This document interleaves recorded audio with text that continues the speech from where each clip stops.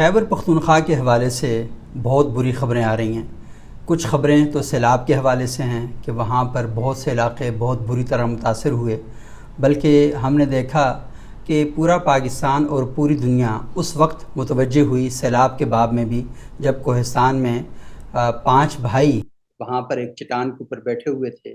سیلاب کا ریلا آیا، وہ اپنی جانیں بچانے کے لیے مدد مانگ رہے تھے اور انہیں مدد نہیں ملی۔ 4 بھائی اس واقعے میں بہہ گئے، ان کی ڈیڈ باڈیز بھی نہیں مل پائیں، ایک بھائی ان میں سے بچ گیا ہے۔ تو تب جا کر پورے پاکستان کا میڈیا اور پوری دنیا متحرک ہوئی۔ پھر سوات سے بڑی خوفناک قسم کی ویڈیوز ہمارے سامنے آئیں۔ ہم نے دیکھا کہ خس و خاشاک کی طرح ہوٹل بہہ رہے تھے اور بڑی بڑی بلڈنگز جن کے بارے میں شاید یہ گمان ہوتا تھا یہ صدیوں اس دنیا کے اندر یوں ہی پوری آب و تاب کے ساتھ شان و شوکت کے ساتھ کھڑی رہیں گی، ہم نے دیکھا کہ اس طریقے سے وہ بہہ رہی تھیں جس طرح سمندر کے اوپر کوئی مٹی کا کوئی گھاس پھونس کا کوئی تنکا ہوتا ہے، اس طریقے سے بہہ رہی تھیں۔ یہ ساری خبریں، یہ مشکلات، یہ پریشانیاں اپنی جگہ، لیکن اہلیان خیبر پختونخوا کے لیے مصائب کے پہاڑ کو نئی بات نہیں ہے۔ ابھی یہ سیلاب کی خبریں جاری تھیں کہ وہاں سے کچھ ایسی خبریں آئیں کہ آئے روز خودکش دھماکوں کی خبریں ہم سن رہے ہیں، اغوا برائے تاوان کی خبریں ہم سن رہے ہیں اور قتل و قتال کی خبریں ہم سن رہے ہیں۔ ہمیں یہ بتایا گیا تھا کہ 13 سال پہلے جو وزیرستان میں آپریشن ہوئے، سوات میں آپریشن ہوئے، 30 جرگے ہوئے، تو اب وہاں پر مکمل امن بحال ہو چکا ہے۔ اور یہ خبریں بھی ہمارے سامنے آئی تھیں جس میں ہمیں یہ خوشخبریاں دی گئی تھیں کہ اب سوات کی سرزمین تو میلوں کی سرزمین بن چکی ہے، وہاں پر امن و امان جو ہے اس نے اپنا پورا ایک علاقہ جو ہے اپنے حصار میں لے لیا ہے اور لوگ وہاں پر بڑے پرامن، بڑی خوشحال اور خوشگوار زندگی گزار رہے ہیں۔ لیکن یہ خبریں مستقل نہ ثابت ہو سکیں اور ایسی صورتحال ہمارے سامنے پیش آ رہی ہے کہ پریشانی جو ہے بہت زیادہ بڑھ چکی ہے۔ لحاظ علی صاحب خیبر پختونخوا کے پاکستان کے ایک بڑے جانے مانے رپورٹر ہیں، بہت سے ایشوز پر بہت ڈیپلی رپورٹنگ کرتے ہیں اور ڈیٹا جرنلزم میں خیبر پختونخوا کے حوالے سے اگر ہم کہیں گنے چنے ناموں میں سے ایک بہت بڑا نام ہے کہ جنہوں نے جب بھی رپورٹس کی اپنی رپورٹس کو اعداد و شمار کے ساتھ بہت ہی زبردست طریقے سے ہمارے سامنے لے کر آئے۔ آج بھی ان کی ایک بڑی شاندار رپورٹ سامنے آئی ہے۔ شاندار میں اس حوالے سے کہہ رہا ہوں کہ اس میں ڈیٹا، فیکٹس اور فگر جو ہیں بڑے زبردست طریقے سے کلیکٹ کیے گئے ہیں، ورنہ رپورٹ بہت خوفناک ہے۔ تو لحاظ علی صاحب بہت شکریہ، آج ہمارے ساتھ آپ موجود ہیں۔ کیسے مزاج ہیں آپ کے؟ بہت بہت شکریہ سبوک بھائی۔ اچھا لحاظ صاحب یہ بتائیے گا کہ یہ جو خیبر پختونخوا میں آج آپ نے جو ڈیٹا دیا وہ تو بہت ہی خوفناک ہے۔ ہم تو بڑے مطمئن ہو گئے تھے کہ اب کم از کم خیبر پختونخوا میں کوئی عذاب آئے بھی تو اور شکلوں میں ہوں گے، دہشت گردی، انتہا پسندی، فرقہ واریت، لاقانونیت اور بدامنی کا نہیں ہوگا، لیکن آپ کا جو ڈیٹا ہے اس نے تو بہت ہی پریشان کر دیا ہے۔ سبوک بھائی، یہ میں نے صرف امن لشکروں کے حوالے سے بتایا ہے۔ 2005-06 میں اس کا بننا شروع ہوا تھا اور تقریباً 2022 تک اس کا ڈیٹا ہے۔ مجموعی طور پر پولیس کے ڈیٹا کے مطابق تقریباً اس میں اس وقت 2035 افراد جو ہے وہ جان بحق ہو چکے ہیں، لیکن پولیس کے ریکارڈ کے مطابق کئی ایسے لوگوں کو قتل کیا گیا ہے جو ریکارڈ پر ہی نہیں ہے۔ فار ایگزامپل اسے کراچی میں قتل کیا گیا ہے، اسے پنجاب کے کسی اور علاقے میں قتل کیا گیا ہے، وہ اس وقت پولیس ریکارڈ کا حصہ ہی نہیں ہے۔ تو تھوڑا سا اس آپ یہ کہنا چاہ رہے ہیں کہ وہ لوگ جو امن لشکروں سے وابستہ تھے اور ان کا تعلق ان علاقوں سے تھا اور وہ کراچی اور لاہور گئے تو وہاں پر جا کے انہیں قتل کیا گیا؟ جی بالکل بالکل، آپ کو یہ بتاتا چلوں کہ کراچی میں آپ کو پتہ ہے بہت سارے محسوس کو مارا گیا ہے، وزیروں کو مارا گیا ہے، سواتیوں کو مارا گیا ہے، ایون مومن کو مارا گیا ہے۔ تو ایسی بہت سارے لوگ تھے جن کو مارا گیا ہے اور ان کو باقاعدہ طور پر پنجاب میں ان کو، ایون اسلام آباد میں ان کو مارا گیا ہے۔ یہ اس ریکارڈ کا حصہ نہیں ہے، یہ صرف خیبر پختونخوا کے اندر جو مارے گئے ہیں اور پولیس کا جو ریکارڈ بنے اس میں۔ اچھا سبوت، 2 چیزوں کے متعلق میں یہاں پر فرق بتاتا چلوں۔ یہ امن لشکر کے رضاکار ہے اور اس کے علاوہ تقریباً 1700 ایسے قبائلی ملک ہیں جو وار آن ٹیرر میں بھی مارے گئے ہیں، جنہوں نے باقاعدہ طور پر اپنے علاقوں میں یا تو طالبان کی مخالفت کی تھی یا وہ اس کے علاوہ ہے۔ اور باقاعدہ طور پر آپ نے دیکھا کہ کئی نمبر چن کر ان علاقے کے ملکوں کو مارا گیا جو روایت پسند تھے، جنہوں نے طالبان کی مخالفت، وہ اس سے ہٹ کر ہے۔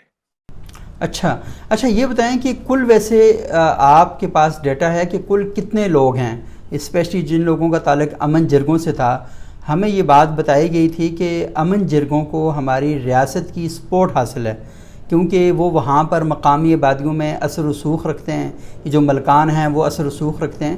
تو ان کا کوئی ڈیٹا آپ کے پاس ہے کہ وہ کل کتنے مارے گئے، اور اگر مارے گئے ہیں تو کیا ہماری اسٹیٹ نے ان کو امن کے لیے تو بھیجا، ان کی سیکورٹی کا کوئی بندوبست کیا یا نہیں کیا؟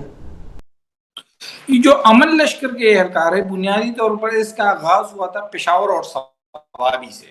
2006 میں اس کا آغاز ہوا تھا، اور پھر اس کا دائرہ کار پھیلایا گیا اورکزئی، شمالی وزیرستان، جنوبی وزیرستان اور خصوصاً باجوڑ میں.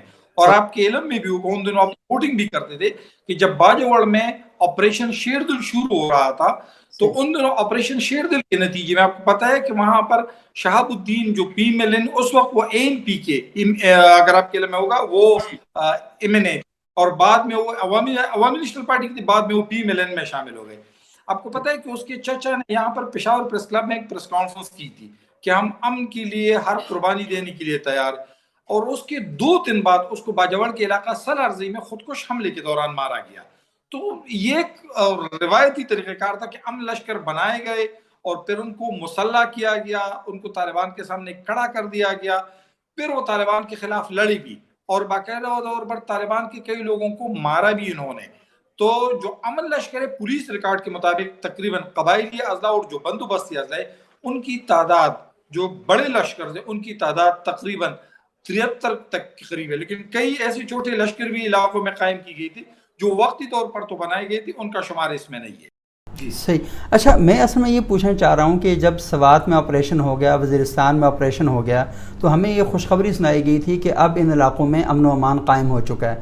تو اس کے بعد ابھی جو حالیہ ایک لہر پیدا ہوئی ہے امن لشکروں کے خلاف کارروائیاں کرنے کی اور امن جرگوں کے سربراہان کو قتل کرنے کی، سوات میں 2 دن پہلے 3 دن پہلے ادریس خان صاحب کا قتل ہوا، اس کے علاوہ اور کئی وارداتیں ہوئی ہیں. تو یہ جو نیا ایک ٹرینڈ شروع ہوا ہے، یہ کیا ہے؟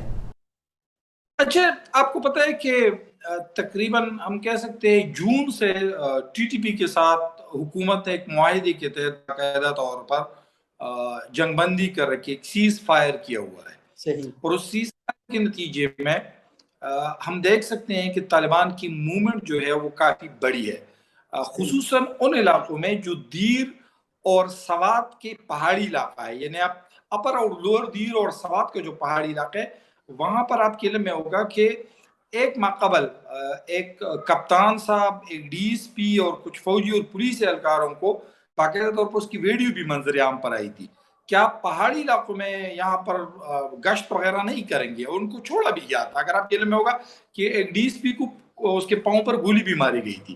اس وقت سے باقاعدہ طور پر یہ اندازہ ہوا کہ یہاں پر یہ لوگ اس سیز فائر کے نتیجے میں یہاں پر آ چکے ہیں. لیکن پھر سیکیورٹی اداروں نے، پھر حکومت نے یہ یقین دہانی کرا دی کہ نہیں، وہ لوگ چلے گئے ہیں.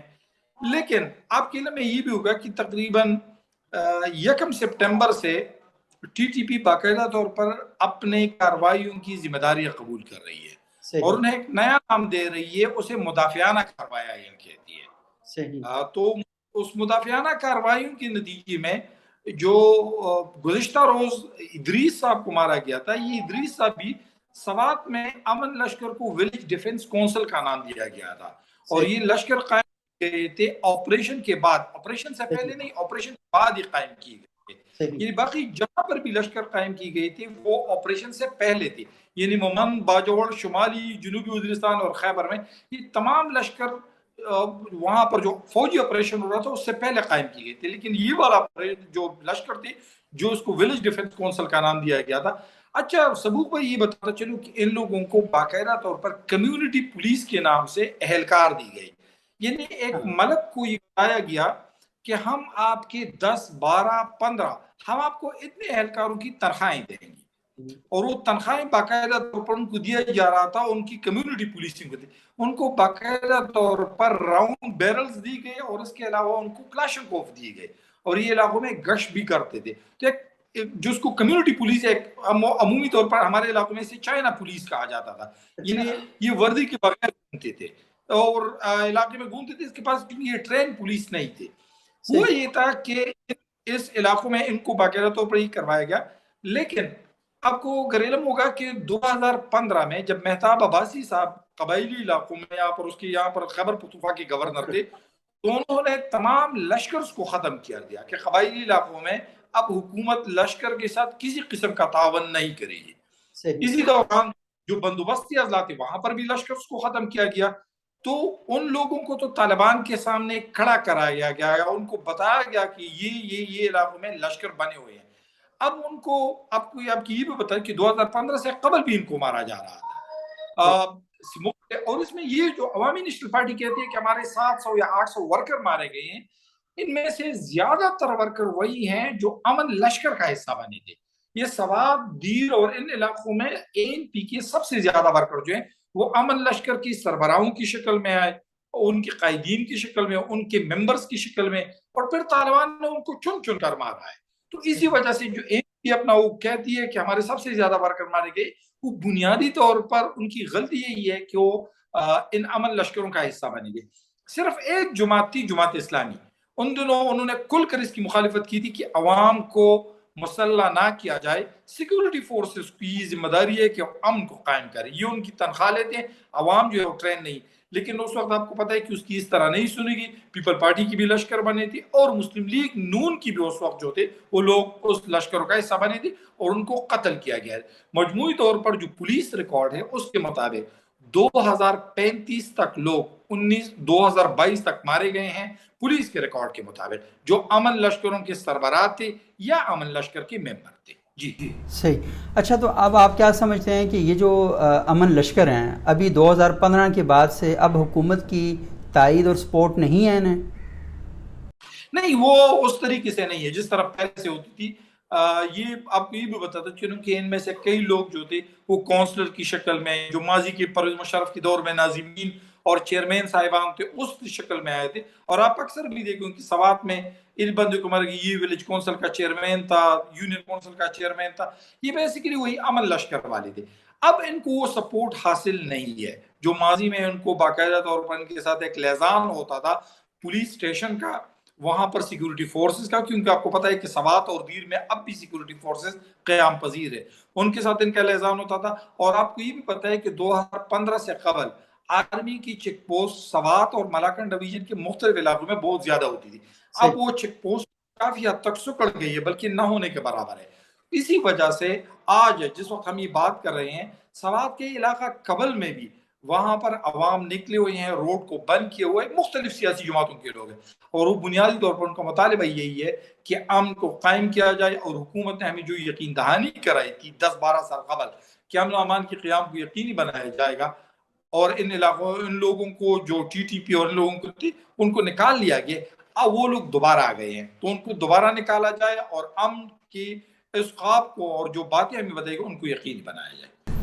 بہت بہت شکریہ لحاظ علی صاحب، آپ نے بہت ہی ڈیپ انفارمیشن ہم تک پہنچائی ہے، اور یہ بات بڑی اہم ہے کہ خیبر پختونخوا میں امن قائم ہونے کے بعد اب جو بے امنی ہے وہ دوبارہ کیوں شروع ہو چکی ہے، اور یہ سوال بھی بڑی اہمیت کا حامل ہے کہ وہ لوگ جو امن قائم کرنے کے لیے حکومتی سرپرستی میں لشکر بنا کے نکلے تھے، ان لشکروں کو حکومت کی حمایت اور تائید اس وقت اس طرح کیوں میسر نہیں ہے جیسے پہلے میسر تھی۔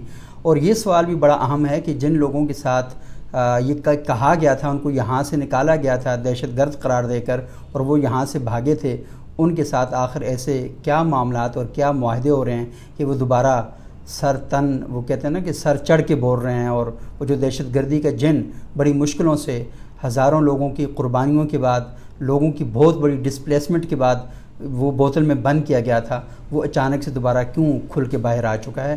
یہ بڑے اہم سوالات ہیں، بڑے اہم موضوعات ہیں۔ ہم لحاظ علی صاحب کو انشاءاللہ دوبارہ بھی زحمت دیں گے کہ وہ تشریف لائیں اور تھوڑا سا ہمیں مزید اس بارے میں اپ ٹو ڈیٹ کریں۔